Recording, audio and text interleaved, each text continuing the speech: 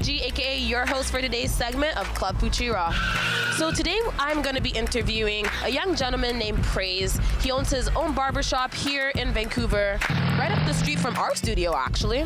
So yeah, here we are in front of his shop.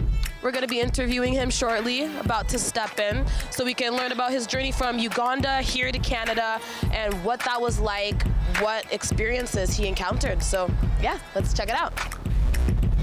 All right, so we're in the barbershop with Praise himself. Praise, how are you today? I'm fine, how are you? I'm good, thank you. Let's get straight to it. So Praise, tell us about you. I was born in Uganda in 1982. I lived with a single parent, and one of my experiences as a child, like I found out, was I'm an artist. It all started in school. When I went to school, I used to be maybe like the best drawer. Oh, really? I could go out, and each time we went for break, we always had two different groups. I had my side, and maybe my friend Henry had a side, and we used to bet, like, we bet grab, like would bet popcorn, biscuits, like juice, and the winning team will take what is one. Will take all the grab. So what was Uganda like? What was your living situation like? Home, school? Uganda was really tough a bit. I would say life is really not easy, like to be in a third world country like that.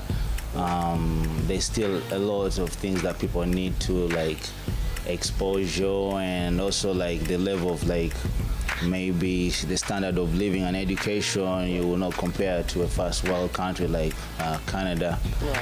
But I was lucky to have a mom who was well-to-do. So she was an accountant, and she worked for a bunch of big companies. So how did you go from drawing as a young child, a young boy, to barbering? How did that transformation take place?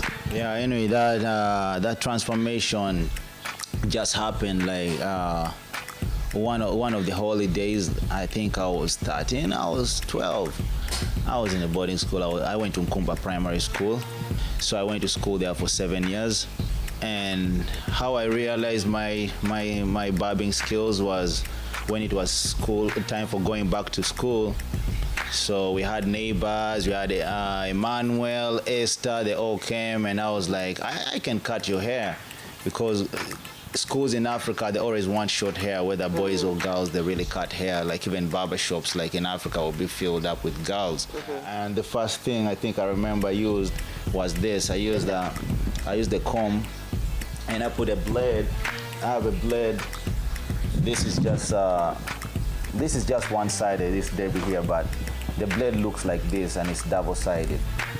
The blade looks like that. So what I did, I always put the blade there. And when I placed the blade there like that, I placed the blade, and I could even do something called a fade. So after cutting Esther, Emmanuel, they all went and they were telling parents, oh, Praise can cut hair. So they came knocking on our door. So I went back to school. When I went to school, I just continued cutting hair. Like everybody liked my haircut. And people like gave me pancakes, they gave me everything. Cutting hair really helped me in school, even after my mom passed away, and I was just like an orphan, but I always made my pocket money through cutting hair. Wow. So you said that your mother passed away. What age was that, and were you still in boarding school? Well, I was in a boarding school, but they had taken me from the school like in eastern Uganda, so they brought me back to the central, like the capital city, so they wanted me to be like near my mom, because she started falling sick, and I was just in school, and all I had, your mom is sick, your mom is sick. How did you get from Uganda to Vancouver? Tell us your journey. It was 2000, I think, and 4. Okay. Like, I never lived with my dad. Like, my dad left me when I was 2, so what happened? I just heard that, oh, your dad wrote a letter, and I didn't hear from my dad for years and years. So I heard that my dad wants to reunite with us, me and my sister. So my sister went there, and at that time, I was really on the height of, like, really barbering. Like, I worked for a barber shop. I ran the barber shop, and I think it was the best barber shop in my town. So there they told me, yeah, there's something you're going to be going to America. So I was like, how? Like, oh, your dad is on a process to do this, to go to America. And I didn't believe, so I didn't really take it serious. He was a headmaster like for 18 years. So my dad really served in Kakuma refugee, like most people know him. I first refused to go. So my sister went, and after my sister went, after it was like 8 months, then coming to another year, then I decided to leave. And from there, I think it was January 5th, 2006, when I left Uganda and I entered Kenya. I reached the town, I thought maybe this is where we are going to live. There's a little bit of some houses like made out of blocks, but as I went further, crossed the bridge, and I went to the refugee camp, and I really saw people like living really in grass-thatched houses. Like it was really like, I reached there, I thought I was not live there, but I really loved the place after. Everything happened January 25th. So January 25th, I had my 2008, I had my interview with the High Commissioner of Canada. For sure, I was there with my dad. We waited all day, like for 9 hours. She interviewed and said, okay, Praise, you guys are now finished. You can now do your medicals, and for sure, you'll go to Canada. During that time of me like coming to Canada, like waiting for my visa and everything, I didn't have hope. How long were you here, in Canada before you decided to start up a shop? I think it was 5 years. And it took like for those 5 years or 6 years, it has been hard for me. Like I've been struggling with whether I should continue cutting hair or not. But in between, I also went to school. I went to school for 3D modeling and animation, which I graduated in 2012 at V.C.A. But even when I was in school, I worked for another salon, and that's the only job I could do. But one fear I had was, how am I going to build that clientele? Yeah. Because each time, every barbershop I went to a salon, they ask you, do you have clientele? How long have you been anyway here in Canada? Oh, I just came. What? Or they're like, I don't think you know even the haircut. So it was hard to get. So I went to this barbershop called Headquarters Barbershop in Surrey, and I cut hair, and they were all clapping. But then they wanted me to rent a chair, so I didn't have money even to rent a chair to start with. Because if you're going to rent a chair, you must have clientele. So from there, you had multiple barbering jobs. How did you get the idea to start your own? But the whole thing started when my dad asked my sister, oh, I want Praise to teach me how to cut hair. I want to open a barber shop. So I told him, why don't you open for me? Because he told my sister he wanted to open a shop for $25,000. So when I told him, okay, Dad, I'm ready, I want to open a shop, he told me, you can open your shop. So I wanted help from him, and really I didn't. So I had to just maybe start selling some of my stuff. So yeah, this is Praise, you guys.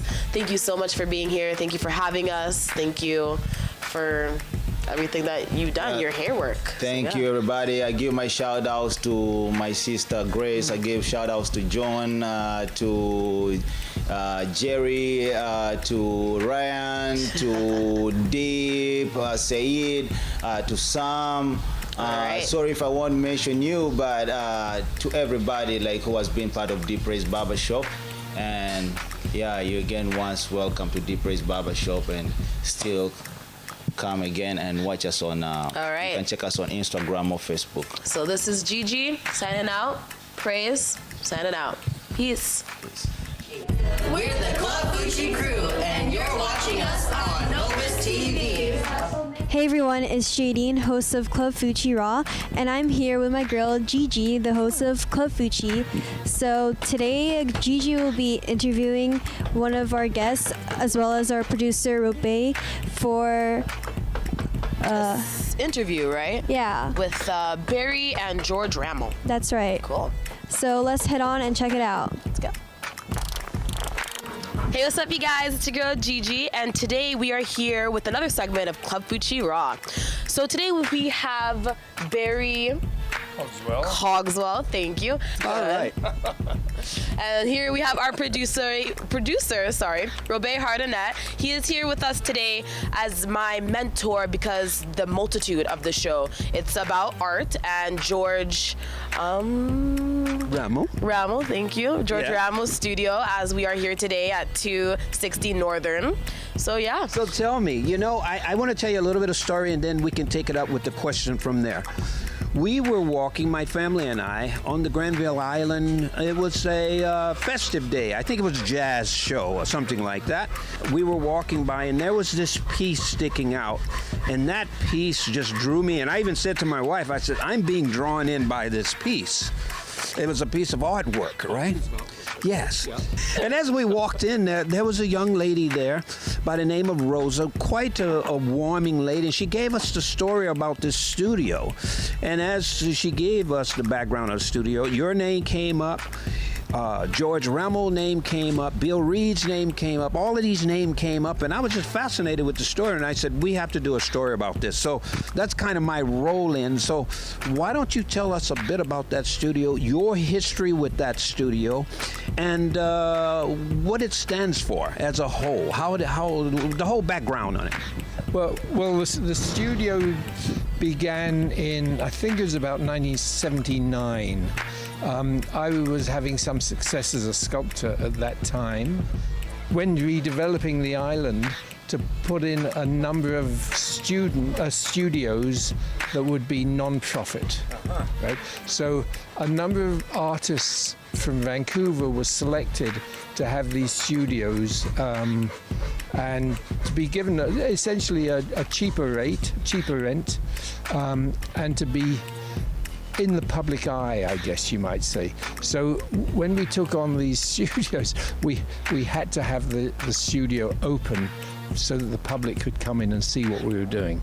I kept it up for about 4 years and did some fairly major piece of work there. But then towards the end,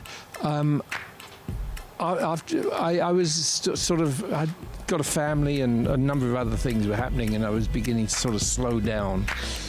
George was doing some work for Bill Reid. He was producing Bill Reid's his whale sculpture for the Vancouver Aquarium, and so he needed some space, so he rented the space from me. George, right there. George, you want to say hello to the fans right quick? Hello and welcome to my studio. I work right outside on CN land. And I get free critiques from all the homeless people here. It's great. Their critiques are really informative. I actually trust what they say much more than academics that come with an agenda and look at the world through academic glasses. So that's where we're headed next. After this commercial break, we'll be right back and we'll get right into the interview. Hi, I'm Craig Allen Olson from the Pop Junkies. Thank you for having me, Club F.U.C.I. I want you all to be fun, unique, creative individuals like myself. I'm finished with the carpentry. I'm going to polish the whole piece up just like a high-end floor. So everything will read as a whole. And there's going to be strips of black walnut laminated through that define the perimeters of the canoe. So I'm literally embedding a Haida canoe right into a Victorian floor, which is a metaphor. It's a metaphor for hybrid cultures and the way people bridge different cultural experiences during their formative years when they're growing up. And I actually worked on 4 different canoes for Bill Reid in the years I worked for him. So would you say that this piece of artwork is for Bill Reid? It's a tribute. Yeah, it's a tribute to an amazing man. It's also about the way people looked at Bill, too. It's not just a tribute. It speaks to the way people looked at him, how they responded, how they engaged with him.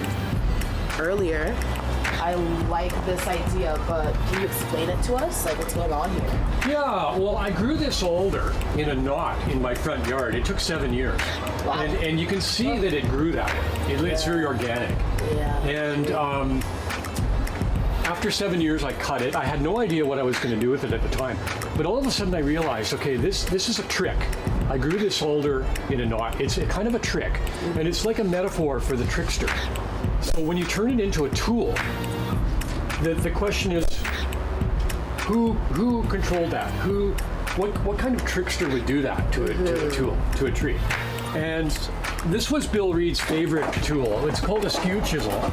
And I hand forged that at 2,000 degrees, pounded it into a curve, polished it up till it was absolutely, the reflections work very cleanly now. Yeah. And that was Bill Reid's favorite tool. And it's based on a skew chisel like that. And you hold it and you push it like that.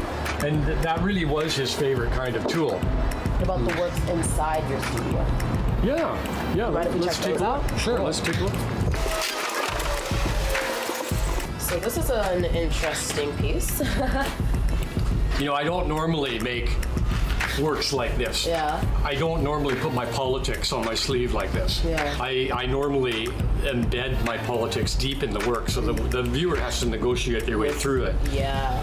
But I had to be overtly political here because this woman was brought up from the States to redirect the future of Capilano University towards more of a film and business model. And she didn't see the need for textile arts or studio art, and she cut our program. Did it illegally, by the way. It was without the consultation of the Senate and the board. And she was found guilty in the Supreme Court of making those illegal cuts. And I decided, okay, if you're going to act like a queen, I'll treat you like one, and I'll make a here monument. it is. Here it is. Here's the monument to the queen. Wow. So she was the only person that was allowed to bring her dog to work. And so there's the poodle. The poodle's named Margot. This piece is called Margot and the Monarch. Wow. And it was a very successful protest because you couldn't look at the image of this in the news without reading about the whole context as to why I took the initiative to do it. That's good. So what about these other pieces? Are these bear paws over here?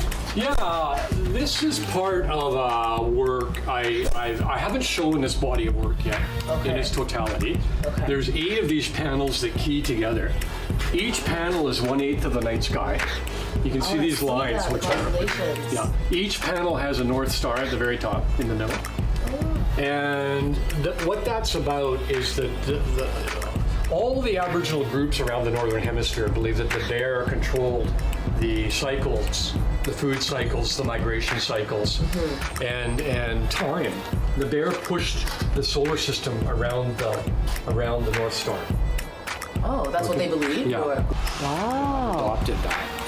That is amazing. All this artwork, all this time and effort and dedication, and it's really amazing what you do.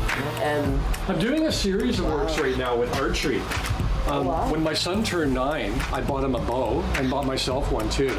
And after 3 years of shooting, I decided there's something really interesting about archery because if you work at it, if you think about what you're doing when you're shooting, it never works.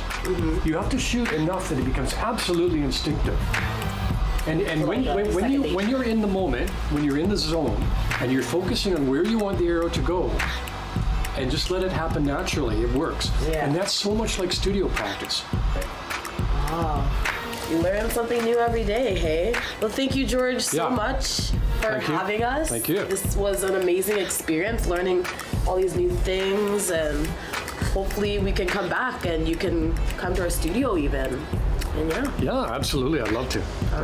Thank you. So this was George Rammell, everybody, artist, sculptor, and this is Gigi, your girl, signing out. Bye. Hi, this is Praise from Deep Praise Barber Shop. You're watching Club F.U.C.I. Be fun, unique, creative individuals just like me. Thank you. Hi everyone, it's Jadine, co-host of Club F.U.C.I. And last January, the Island Gal Boutique was featured on one of our episodes. And recently, they made another feature on the Vancouver Swimwear Fashion Show, which was held at Celebrity Club. Sadly, I wasn't there to see it live, but we took some footage, so let's check it out.